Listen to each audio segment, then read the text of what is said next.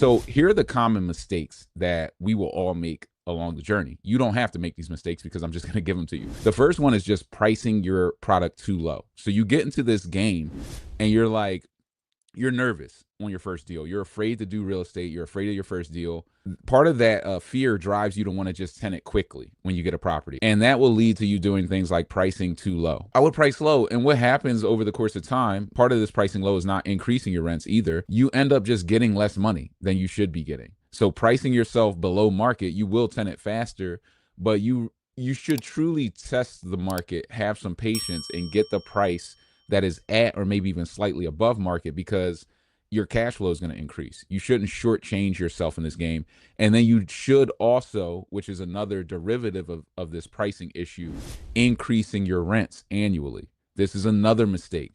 You should be increasing your rents annually by like 2% a year or more. That's going to allow you to increase your rents substantially over the course of time. And another reason why you need to inflate your rents is because your property taxes will go up. Most of the time, your property taxes don't go down. So if your taxes are going up, you need something to offset that.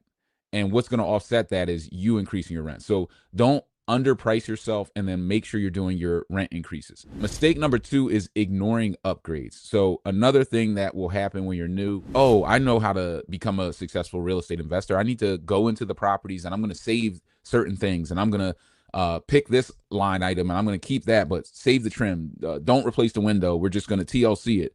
And you start trying to do all these things to the property, but you're ignoring the ability to upgrade. The best time to rehab your property is while it's vacant, while no one is living in it. That's the best time to go in and put a heavy renovation. When you upgrade it, you can charge better rents. So you instantly go to top of market on rent.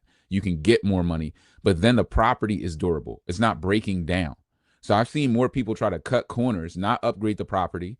They end up not getting premium rents because you left the drop ceilings, you left the old dirty carpet, you left all these things in the property that make it unattractive. And then the property is constantly breaking down. You also left behind those walls cast iron plumbing that's going to leak, crack, and just leak all through the ceilings and destroy your property. And it's very difficult. What happens is you don't avoid the rehab. You end up rehabbing the property while someone is living in it. And that's very difficult. So you'd rather do it before they get in. And then once they're in, it's mailbox money. Your property's at the top of the market. You can increase your rents annually and it makes sense. And if anybody leaves, you can just move somebody else in very quickly. So making your property durable is a big key. Don't make that mistake. Don't ignore upgrades. Don't try to cut corners. The last one is the wrong strategy, just having the wrong rental strategy in general. So having the wrong rental strategy can really hurt you. When I got in, I was just doing market rents. I didn't understand Section 8. I knew what it was. I had a buddy who was doing Section 8, but I didn't fully understand it at a level where I was able to navigate it. And I was talking to, realtors and different people, but they also don't know much. So picking the wrong strategy could leave money on the table. If I knew about veteran housing, Section 8, co-living, my rental income would have been through the moon when I first got started, and I would have made substantially more money and more consistently. My collection rate would have been much higher. So avoid these 3 mistakes. You'll be much more successful along the way.